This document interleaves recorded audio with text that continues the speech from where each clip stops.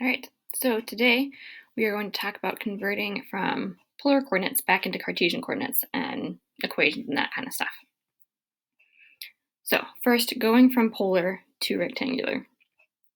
So if we look at this, here is our polar point, the radius of 5, and an angle of 42 degrees. So again, this would be your x, this is the y, that's what we need to find to get to our standard Cartesian coordinate. So to figure out a formula, here, if you think of vectors, here's our magnitude and our direction. Your x was your magnitude times cosine of your angle, and your y was your magnitude sine of your angle. So we're just going to use that, again, the same idea that we used for vectors.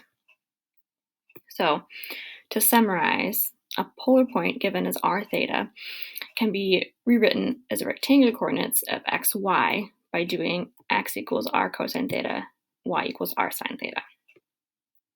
So if we're going to convert this one, our new point is going to be 4 cosine of 2 pi over 3 or sine of 2 pi over 3. And then if you simplify this, you'll get negative 2 and then 3.464. And that's it. Make sure when you're doing this, your calculator is in radians because your angle is in radians. Again, if you get a different answer, that's why.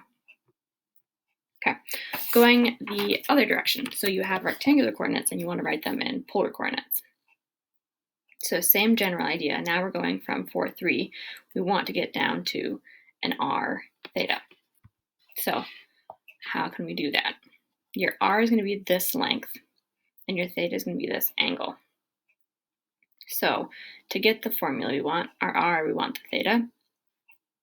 If we do like Pythagorean theorem, this is x, this is y. X squared plus y squared has to equal r squared. And then if we want to find the angle, we can use tangent because we know our x and the y. So tangent is going to be y over x because that's your opposite over adjacent. So these are the two formulas you're going to use to go back and forth. The note here, make sure when you get your final answer that you're landing in the quadrant you want to land in. Just because there's so many different ways to write polar coordinates, you might need to have a negative r or a different angle to get you in the right spot. So the example. First you want to find your r. So we know r squared has to equal negative root 3 squared plus negative 1 squared, which would be 3 plus 1, which is 4. So r is going to equal plus or minus 2. And we'll decide which of those it is based on your angle. So I'll sketch over here what this point looks like. So we're negative root 3 over 2, negative 1. So our point is over here in the fourth quadrant. So that's what we want our final answer to be. And then to get the angle, tangent of theta is your y over x, so negative 1 over negative root 3.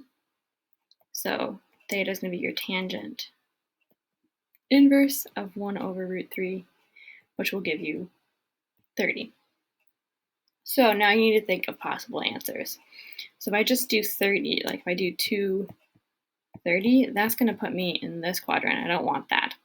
So one possible answer is you could do negative 2, 30 degrees, because then you go up to 30 degrees. Instead of going out positive, you go negative, you'd end up there.